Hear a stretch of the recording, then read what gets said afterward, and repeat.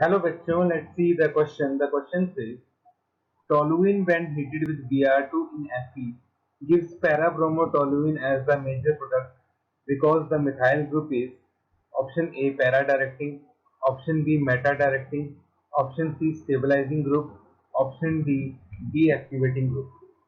तो हमें ये बताना है कि मिथाइल ग्रुप का नेचर कैसा होता है. So first of all we will write down the key concept.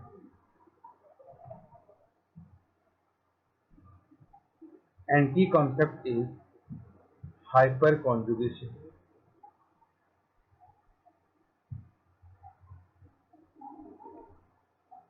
जो कुछ इस तरह से होती है. It is the delocalization of sigma electron of CH bond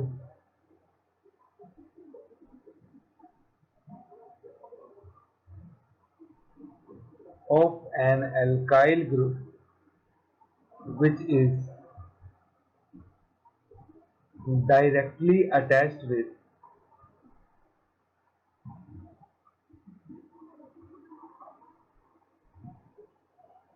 unsaturated system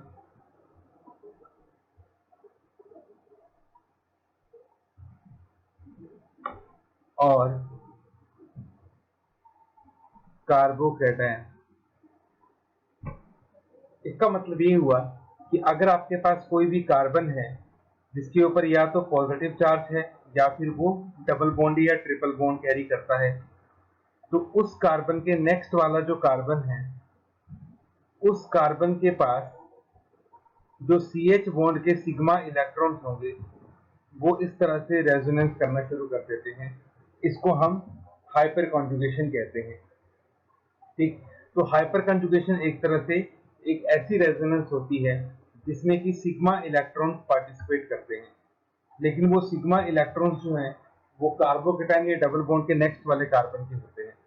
ये जो नेक्स्ट वाला कार्बन होता है इसको हम बोलते हैं अल्फा कार्बन और इन हाइड्रोजन को हम बोलते हैं alpha hydrogen. Now when methyl group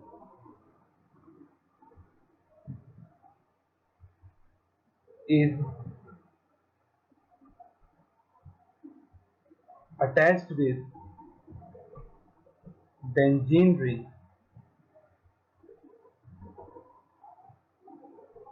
due to hyperconjugation,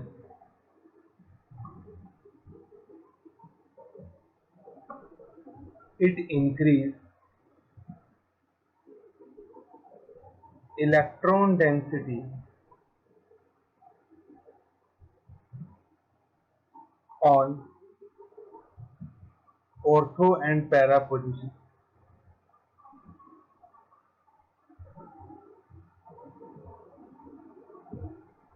ठीक, तो ये CH3 क्या करता है, हाइपर कंजुगेशन की वजह से ऑर्थो पोजीशन और पैरा पोजीशन पे इलेक्ट्रॉन डेंसिटी को इंक्रीज करता है.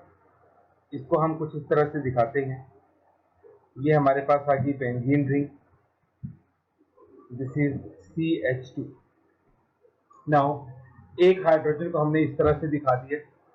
अब यहाँ पे हमारे पास हाइपर कंजुगेशन होगी क्योंकि ये जो CH सिग्मा बॉन्ड है ये डबल बॉन्ड के साथ सैचुरेशन में है, तो रेजोनेंस में है. तो इस तरह से यहाँ पे आपके पास रेजोनेंस हो जाएगी लाइक दिस. नेक्स्ट स्ट्रक्चर हमारे पास कुछ इस तरह से बनेगा. यहाँ पे नेगेटिव चार्ज आ जाएगा, डबल बॉन्ड CH2 और ये H पॉजिटिव इस तरह से यहाँ पे बिना किसी बॉन्ड के अटैच रहता है. फर्दर यहाँ पे रेजोनेंस हो जाएगा. नेक्स्ट स्ट्रक्चर हमारे पास कुछ इस तरह से बनेगा, negative charge at para position, CH2H positive. Next again resonance,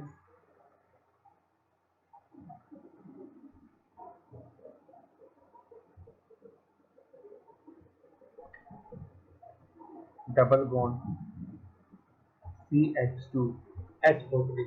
तो जैसा कि आप देख सकते हैं, रेजोनेंस की वजह से ऑर्थो पोजीशन पे नेगेटिव चार्ज आता है और पैरा पोजीशन पे नेगेटिव चार्ज आता है। Hence CH3 group is ortho para directly.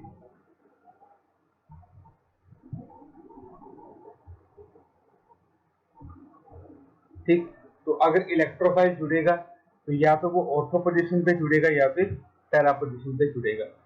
तो इसीलिए जो हमारे पास रिएक्शन है वो रिएक्शन कुछ इस तरह से होती है कि जब हम टोलुइन की रिएक्शन ब्रोमीन के साथ करवाते हैं इन प्रेजेंस ऑफ Fe, तो हमें एक बार तो ऑर्थो पोजीशन पे Br जुड़ जाएगा और एक बार पैरा पोजीशन पे Br जुड़ जाएगा। तो ये दो प्रोडक्ट हमारे पास बनते हैं इसमें।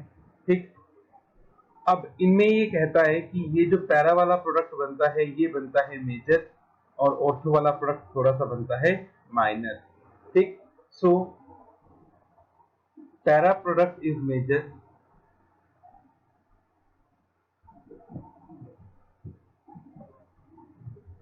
Due to less steric hindrance.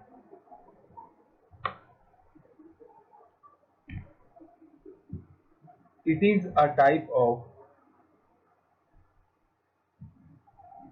electrophilic substitution reaction.